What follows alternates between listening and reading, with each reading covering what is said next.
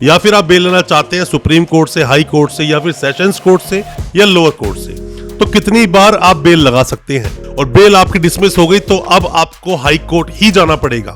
High court आप गए, bell dismiss हो गई, अब आपको सुप्रीम कोर्ट ही जाना होगा। ग्राउंड्स चेंज हुए हैं, कोई भी डेवलपमेंट नहीं हुई है, या पैरिटी ग्राउंड्स हो सकते हैं, ऐसे कई तरह ग्राउंड्स बनते हैं, आप दोबारा बेल लगा सकते हैं। दोस्तों, किसी भी केस में बेल कितनी बार लगाई जा सकती है, मतलब कि एंटीसिपेटरी बेल हो, रेगुलर बेल हो, मतलब कोई व्यक्ति अगर जेल में है, या फिर इंटरिम बेल हो, किसी भी मेडिकल ग्राउंड पर आप बेल लेना चाहते हैं, या फिर आप बेल लेना चाहते हैं सुप्रीम कोर्ट से, हाई कोर्ट से, या फिर सेशंस कोर्ट से या लोअर कोर्ट से, तो कितनी बार आप बेल लगा सकते हैं। क्या नंबर्स की कोई काउंटिंग होती है या फिर कोई लिमिटेशन होती है, या मान लीजिए कि आपने एक बार या दो बार बेल लगा दी तो अब आप तीसरी बार बेल नहीं लगा सकते, या फिर क्या ऐसा भी है कि आपने सेशंस कोर्ट में बेल लगाई और बेल आपकी डिसमिस हो गई तो अब आपको हाई कोर्ट ही जाना पड़ेगा। हाई कोर्ट आप गए, बेल डिसमिस हो गई, अब आपको सुप्रीम कोर्ट ही जाना होगा।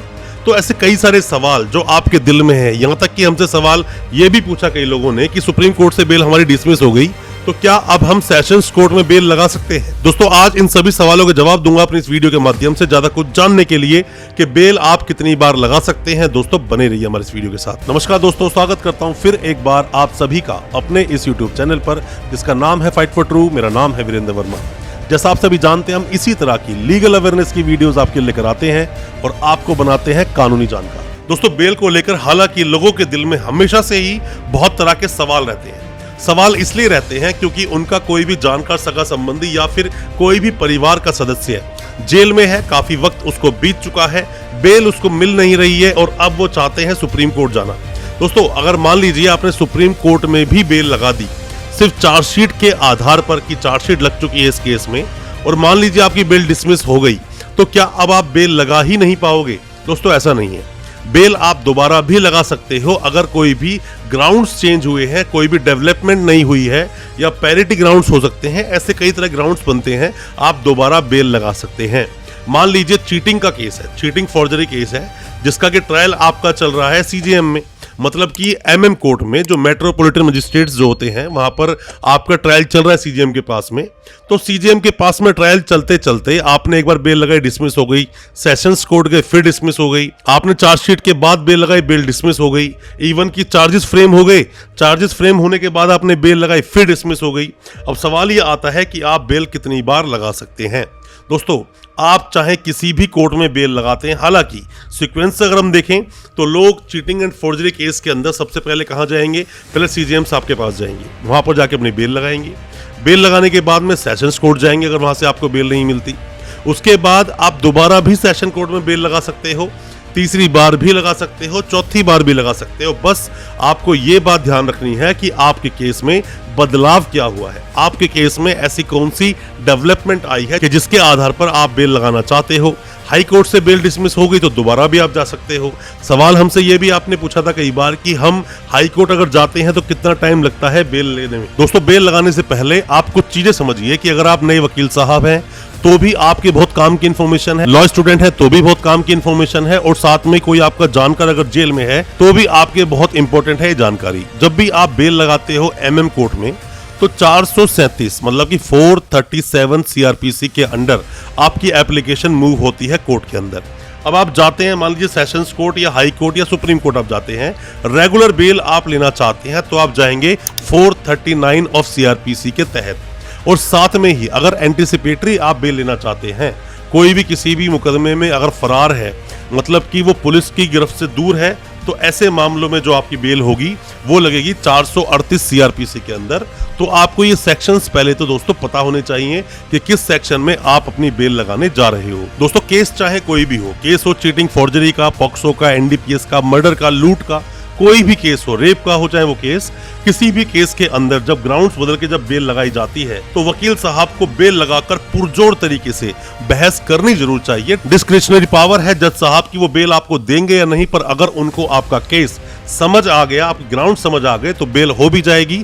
बस जो भी कोई आप बेल लगाएं उस पर पुरजोर तरीके से बहस करें, कोशिश करें। हर एक केस के अंदर मेरिट्स के आधार पर ही बेल नहीं मिलती। काफी बार ह्यूमैनिटेरियन ग्राउंड लिए जाते हैं, कई बार ग्राउंड्स लिए जाते हैं जो कि जजमेंट के साथ उनको बताना पड़ता है।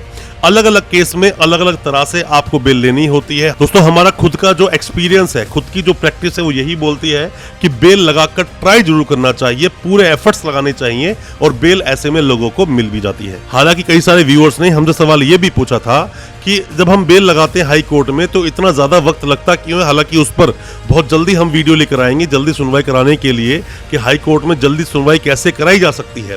पर आप जितनी बार भी चाहें बेल लगा सकते हैं, चाहे तो आप हाई कोर्ट जाइए, चाहे आप सुप्रीम कोर्ट जाइए, चाहे आप सेशंस कोर्ट जाइए, चाहे मामला आपका लोअर कोर्ट में हो, एमएम कोर्ट में हो, वहां भी आप जा सकते हैं। बस वहां पर ग्राउंड्स बदलने चाहिए। अगर आपके ग्राउंड्स बदल रहे हैं, आपके पास कोई भी नए ग्राउंड्स हैं, जैसे कि किसी की बेल मान लो एक केस के अंदर 3 या 4 लोग थे, किसी भी एक की बेल हो गई या 2 ज्यादा लोग थे उसके अंदर, किसी एक की बेल हो गई, तो आप पैरिटी ग्राउंड पर बेल ले सकते हैं अगर आपका रोल भी उस केस में वैसा ही बनाया गया है जिसकी बेल हुई, अगर उसका रोल वैसा था।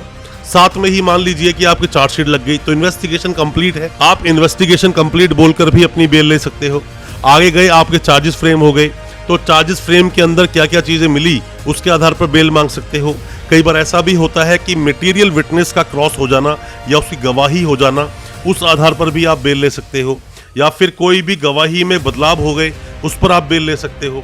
जैसे कि पॉक्सो केसेस होते हैं, पॉक्सो केसेस में क्या होता है कि जो विक्टिम है, जो प्रोसिक्यूट्रिक्स है, उसकी स्टेटमेंट के बाद में बेल आसानी से आपको मिलने के चांसेस बन जाते हैं। हालांकि कई बार मैंने देखा है ऐसे केसेस के अंदर कि लोग हाई कोर्ट और सुप्रीम कोर्ट तक भी जाते हैं। हालांकि बेल आपकी सेशन कोर्ट से ही हो जाएगी अगर प्रोसिक्यूट्रिक्स की अगर वहां पर स्टेटमेंट हो जाती है तो, मतलब कि वहां पर क्रॉस भी हो गया और आपके सामने टेस्टिमनी आ चुकी है। अब बात ये आती है सुप्रीम कोर्ट की कि जैसे ही बेल डिसमिस हो गई, दोस्तों ऐसा नहीं कि आपने सेशंस कोर्ट में बेल लगाई तो आपको हाई कोर्ट ही जाना पड़ेगा, हाई कोर्ट से बेल डिसमिस हुई तो आपको सुप्रीम कोर्ट ही जाना पड़ेगा।